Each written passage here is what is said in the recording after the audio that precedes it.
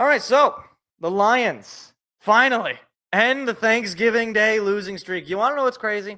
Here's a fun little factoid about this. The last time the Lions won on Thanksgiving, it was 2016. They played the Vikings.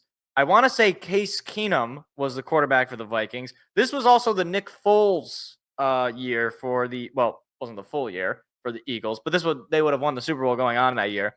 I was a junior. Yeah, I was a junior in high school the last time the Lions won on Thanksgiving. Uh, I am now 2 years removed of being graduated from college, so it's been a long time. All right, I was just happy that they finally got it done. Uh, and then it wasn't just that they got it done; it was the way they got it done. So first, the injuries are mounting, but it doesn't even matter. I mean, Josh Pascal goes down, Levi Onwuzurike goes down. You already didn't have Taylor Decker or Carlton Davis. It did not matter. It didn't matter. Like they got up to a 16-0 lead and then basically went on autopilot and we're just cruising. And if that's the way we're gonna have to play games, all right. I don't know if it's going to work long term, but as far as maintaining the number one seed, you got to do what you got to do. And hopefully you'll have Carlton Davis back this week against the Packers. I don't know about Taylor Decker. All indications from Campbell is that it is not going to be a Taylor Decker week, which is fine because then even if you don't get him this game, you get a 10-day break for the Buffalo Bills game at home, which arguably you might need him even more so for that game. Although I would say you need him for every game. If Taylor Decker's ready, I just play him. I don't care. But the other thing I got to point out, because this is beginning to be a little bit of a habit, at least over the last two games. Yeah, last two games. I was going to say last three, but then I remembered what game was before the Colts game. The second half needs to be cleaned up. This is the second game in a row where in the second half, after taking a pretty big lead, the offense just kind of stalls out. I think it was just one touchdown in each second half between the Colts game and the Bears game.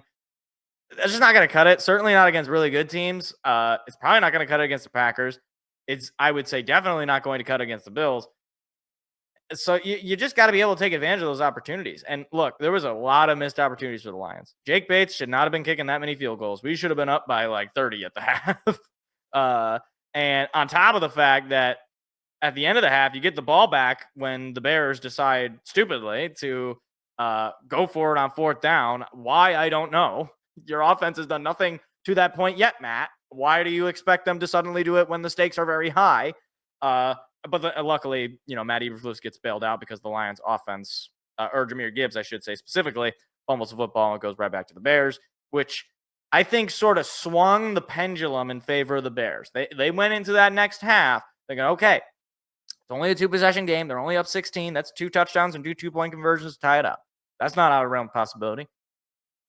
Luckily, we just kept kind of keeping the ball or not having quick, easy outs, not having scoring drives for the Bears, but they did make it interesting. I mean, luckily we matched the touchdown with the touchdown, and that's all we needed. We just needed one touchdown more.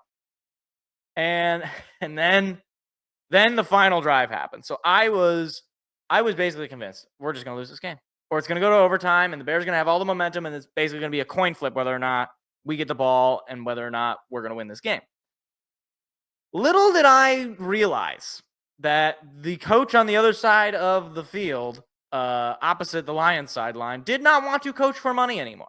He decided, you know what? Coaching for money, that's no longer what I want to do for a living. So, I mean, I'm not the first one to break this down, but I just got a real question for anybody who has played Madden or knows anything about football.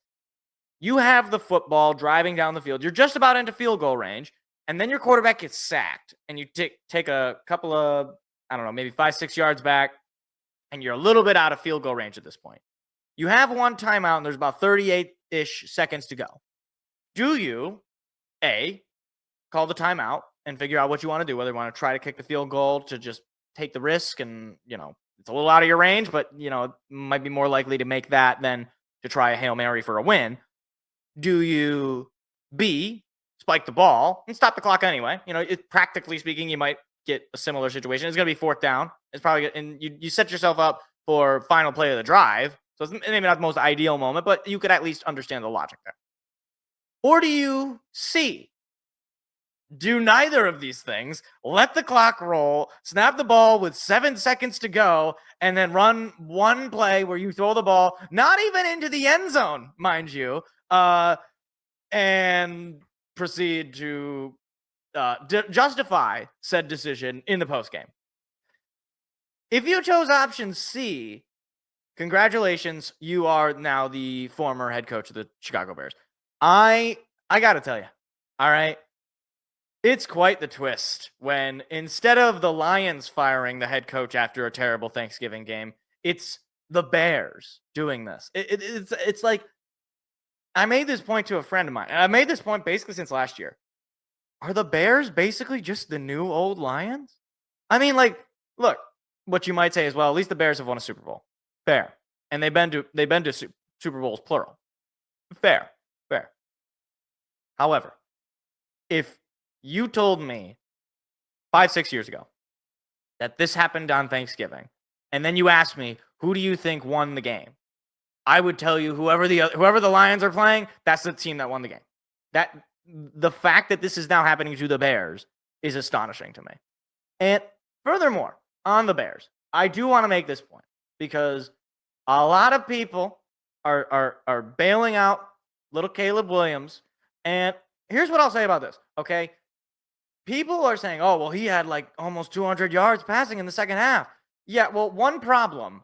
He had like 2 yards passing in the entire first half. So if we want to just say, you know what, quarterbacks, they can just take a half off. You know, they can just take the half off. That's fine. Yeah, like he also, yes, he had 3 passing touchdowns all in the second half, but it was too little, too late, buddy boy. I mean, you've already squandered away half the game, and furthermore, you take far too many sacks. He was sacked 5 times this game. And that's without Aiden Hutchinson. And that was at a certain point without Josh Paschal or Levi Onwuzurike. So you have basically Zadarius Smith, Ali McNeil, and Abu Muhammad or whatever the guy's name. I don't even know some of the guys' names who got sacks in this game. Like Trevor Nowaski. I don't know. Maybe I don't even know if he got a sack. Like a bunch of, no disrespect, a bunch of nobodies, a bunch of practice squad guys that are basically forced into live action. So, like, yes, did he have a good second half? Yes. Did he almost win this game? Yes, he did. Almost only counts in horseshoes and hand grenades. I can count on probably 2 hands the amount of games that this has happened now with Caleb Williams where he'll come so close and then right when the moment needs him, right when he has this opportunity to overcome it, he doesn't do it. Like, dog, you got to aim for the end zone in that spot. You also can't take a sack there, right?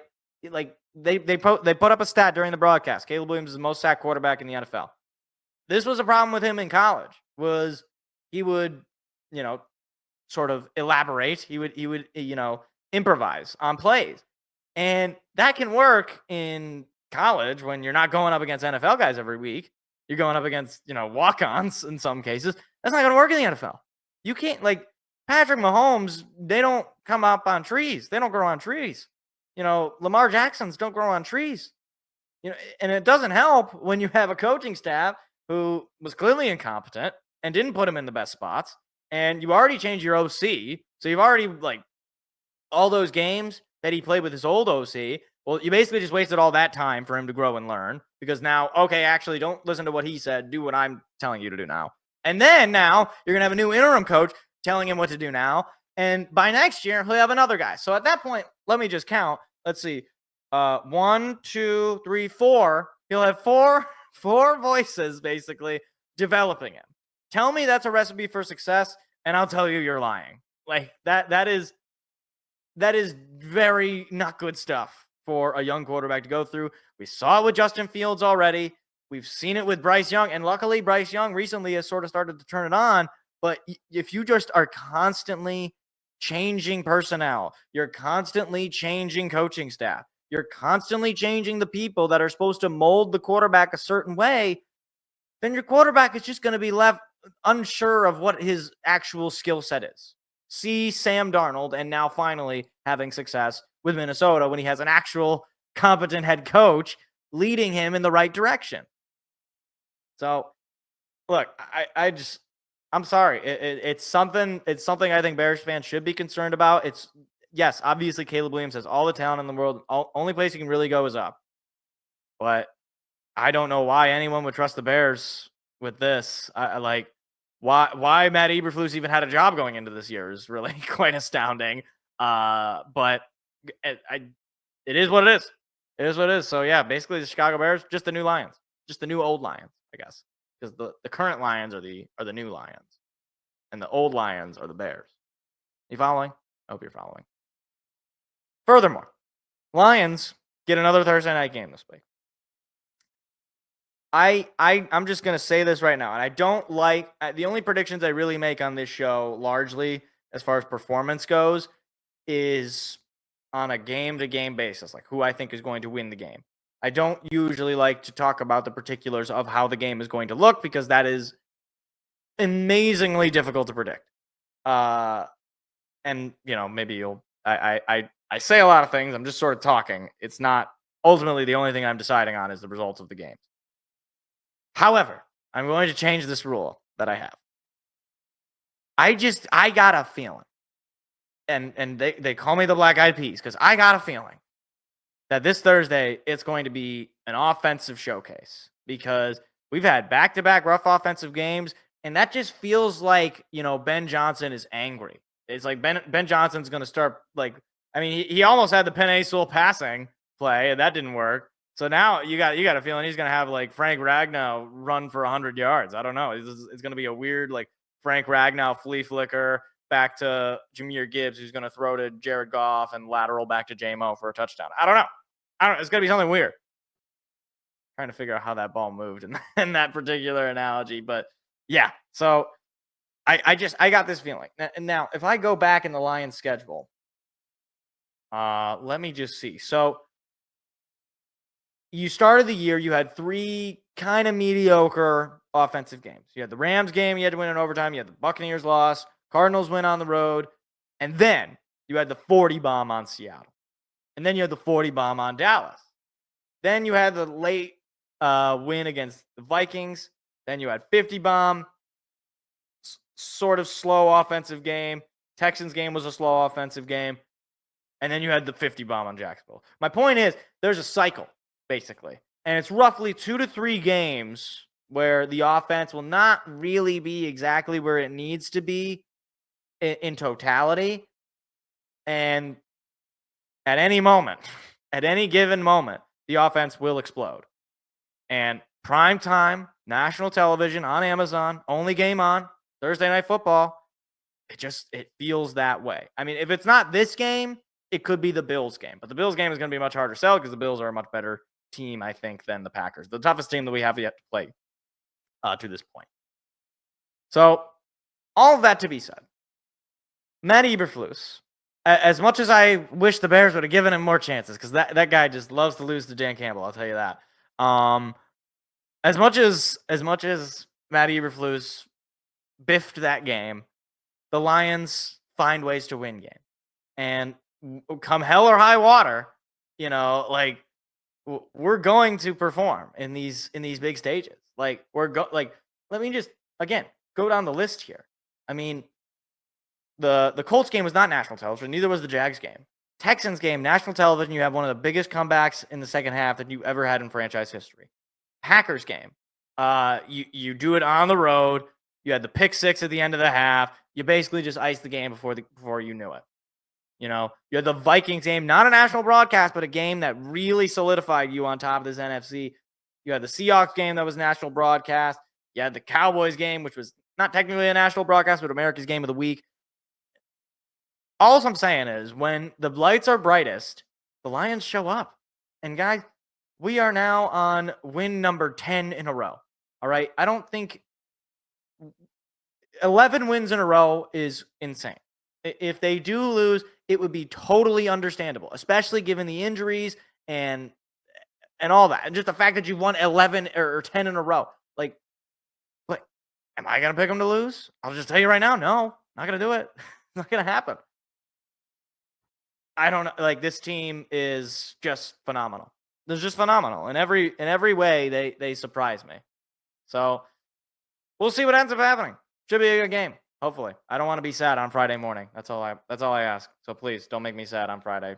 Hi, it's me again. If you enjoyed what you just saw, hit the like and subscribe button. We do live shows every Tuesday at 7 p.m. Eastern. Hope to see you there.